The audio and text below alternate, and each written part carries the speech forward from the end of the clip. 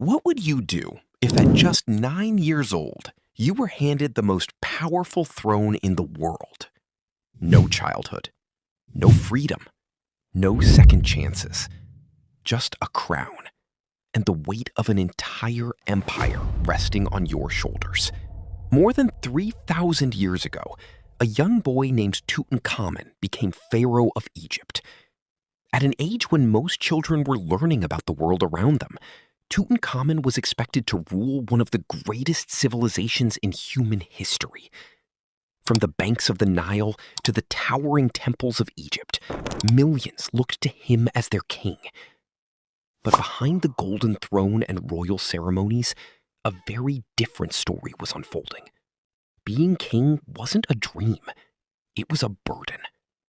Tutankhamun was still a child, surrounded by powerful advisors who held enormous influence over the kingdom. Inside the palace, political tensions were rising. Ambitious officials competed for power.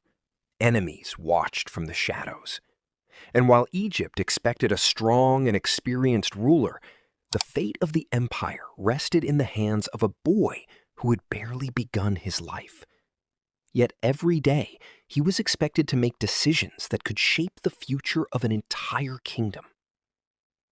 Years passed. The child king grew older. But then, something unexpected happened. Without warning, Tutankhamun died.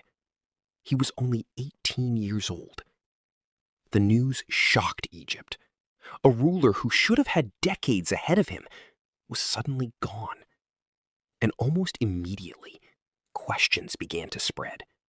What had happened to the young pharaoh? For centuries, nobody knew the answer. Some believed he died from a terrible disease. Others thought a devastating accident had taken his life. But there were also whispers of something darker, something hidden, something dangerous. Could Egypt's young king have been the victim of a conspiracy? Could someone have wanted him removed from power? Even today, after thousands of years, historians and archaeologists continue to search for the truth.